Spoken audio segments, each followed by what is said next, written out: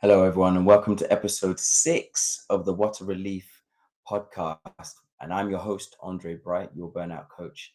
And what a journey we've had so far. If you have missed it so far, we've had so much great episodes so far. So we've had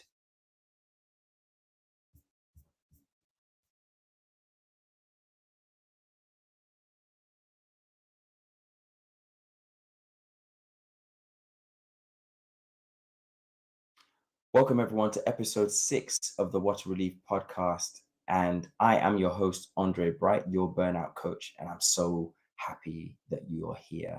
If you're here, it means that you are the kind of person I love to work with. You're the go-getters, you're highly driven, but you're also deeply responsible. You care about things. You're probably the kind of person who values yourself on how you perform for others, that you show up, you're trustworthy, you're reliable. But what I've noticed is that, and I've mentioned this before in previous episodes, is that's also the kind of person who often takes a lot on that isn't their own to take.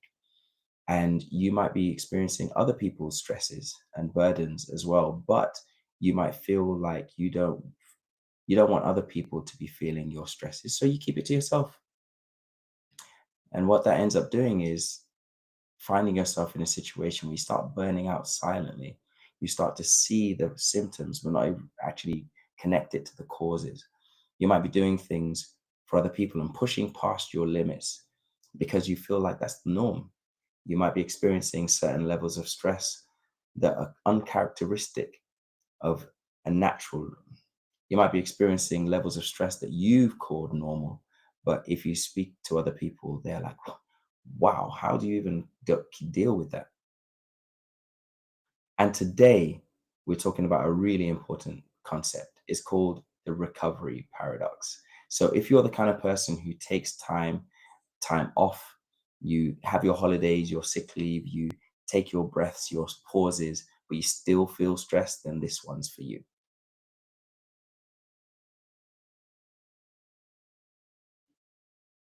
So let's talk about the recovery paradox. Ultimately, this is how it shows up. You might believe that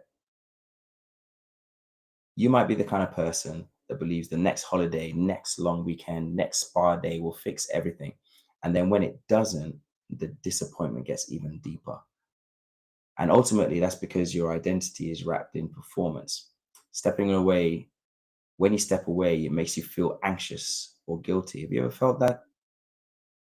You take some time off and you feel like, oh, I should be doing something right now. Or, oh, am I weak? Am I lazy? And this prevents your full rest or reflection. So you don't heal properly. You don't reset, you don't recover. You're constantly actually within that fight or flight mode because you're stressed when you're doing and you're stressed when you're not.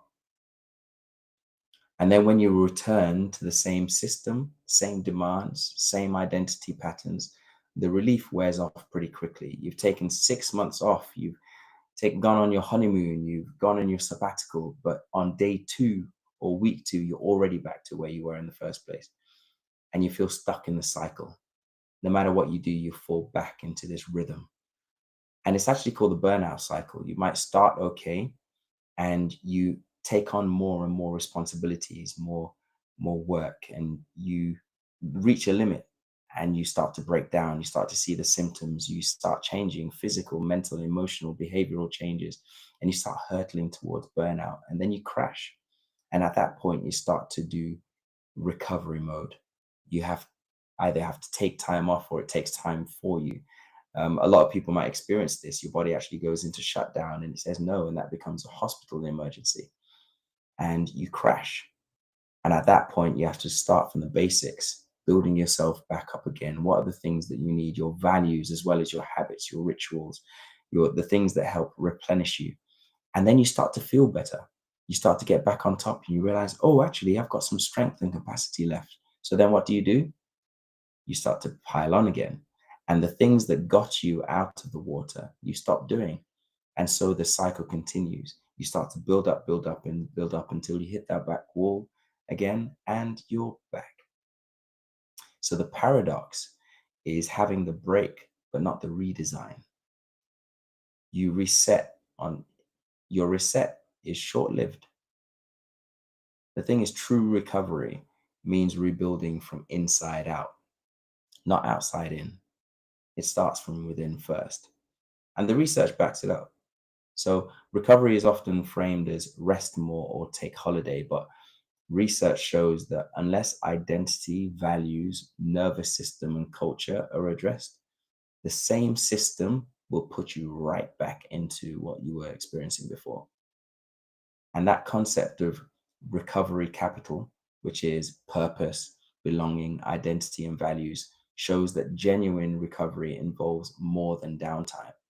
It's a mixture of things put together. It's that intersection of the internal and external, the physical, mental, emotional, the spiritual together to build that ritual.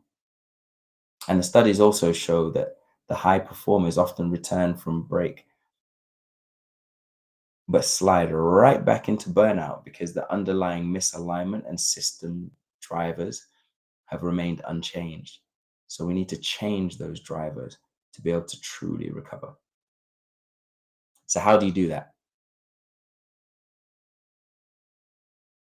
I got 4 tips for you that are practical and things you can do right now. And the first one is the 3 R's of recovery as a framework. So, reflection, redesign, and reconnection. Reflection is thinking to yourself, what got me here?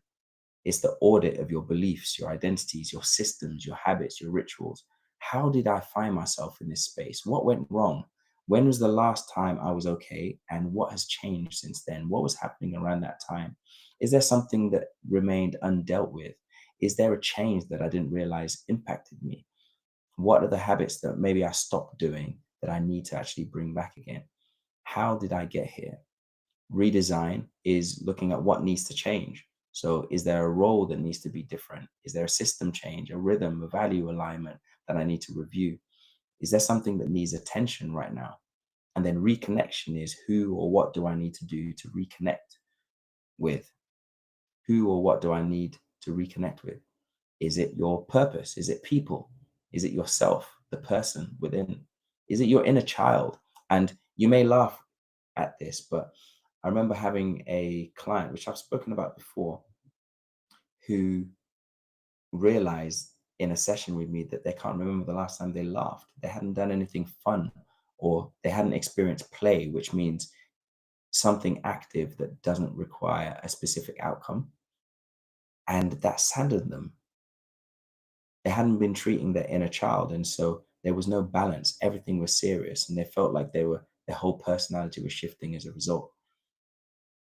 So that's the 3 R's of recovery: reflection, redesign, reconnection. The next thing you can do is a recovery planning technique. So this is where you pick one major change, which might be a role, rhythm, value, and then you plan. And you can ask yourself these 3 questions, for example: what will I stop doing? What will I start doing differently? And how will I hold myself accountable?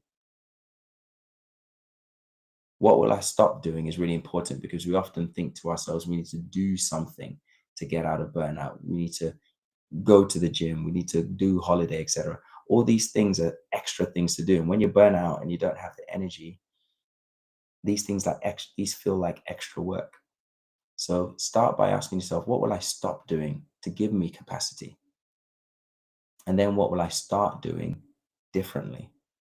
Is there a way to do this where it will feed me more, give me more energy, replenish me in some kind of way? And how will I hold myself accountable to this so I don't stop doing this when things get tough? Things like eating properly, sleeping properly, hydrating yourself, having exercise, sleeping well are the basics that we all know we need to be doing. But when we're stressed, those are the first things to go. So, how can I hold myself accountable? Is it that I'm going to build this into my rituals, my systems? Is it that I'm going to use what James Clear calls the atomic habits and habit stack? Or is this something where I can't rely on my own willpower and bring someone else in as accountability partner who might also be doing the same thing? How can I hold myself accountable so I don't fall off these things? So we've mentioned the 3 R's of recovery. We've mentioned recovery planning technique.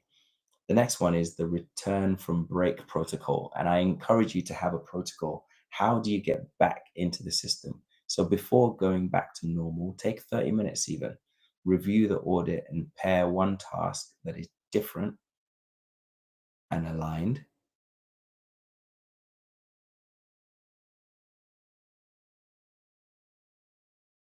to act on in the first week back. Before going back to normal, take 30 minutes, review the audit and pair one task that is different and aligned to act on in the first week back. Think about one thing you're going to do that first week back. What is it that you're going to do that is aligned, that is different, that will create a shift, that would create change to break the cycle that you can continue doing after that week? But just do it for a week. Just think about it. What might that be for you? And the last one, like I said, we've done the 3 hours of recovery, the recovery planning technique, the return from break protocol, which I love. And last but not least is the identity reframe. One of the most powerful things we can do is the I am sentences. And I would encourage you to be very careful with this. It's not I do or I want, which is another conversation entirely, but I am. Who are you? And who are you is not attached to what you do, right? So you write I am statements. I am XYZ. And like I said, it's not what you do, but it's who you are. So, for example, I am a leader who creates sustainable impact, not just for delivery of deadlines, right? That might be who I am. One of the things for me, for example, I break myself down into 3 things. I am curious, I am compassionate, I am creative. And everything I do, I try to access those 3 things in how I deliver those things. And that is the 3 things that remain constant through my life as a child, as a teenager, as an adult, and hopefully as an old man. So who are you when all these doing things are on the floor, right? Who are you at the core? I am, and connect with that. Keep it visible. Write it down somewhere. Put it on a wall. Put it on your screensavers or your wallpaper so you can see it and remind yourself above your door. Remember, recovery is more than rest, it's redesign, like we've said earlier. If it's not functioning, it takes action to change it. And when you're burnt out, you might feel like the slightest action is the highest hill to climb. So start small. Think about Kaizen principle from Japan. 1%, just a 1% increase, 1% of a change can compound over time. For me, when I was burnt out, what that looked like is making my bed in the morning. That was a huge task. It felt so heavy for me. But making my bed changed everything. It gave me just enough dopamine to be able to do the next thing, right? And it also meant that I was capable of something because at the time I didn't even feel like anything I do was worth it or I was capable. It really made a difference for me. So what is the 1% maybe that you can do that can encourage your redesign? And if you've taken breaks but still feel the underlying drain, then let's shift the system. Start the 3 R's and go onto the school community, join us there and do the course on it. You can have a look at the 3 R's and put them into action today and see how that feels. Start tracking them. And if you're ready to rebuild with structure and support, I'd love to work with you as a client. Get in touch with me, have a look online, reach out from the school community especially, and we'll have a conversation. We'll do a discovery call and see what needs you're actually experiencing right now, what works for you and what doesn't, and how I can help over time. Because we know that you might feel great right now, but then life might happen tomorrow, and you need that constant support over time so that you don't keep falling back into these patterns. It's sometimes not just the information, it's the implementation that you need support with. So I'd love to help you with that. See you next week.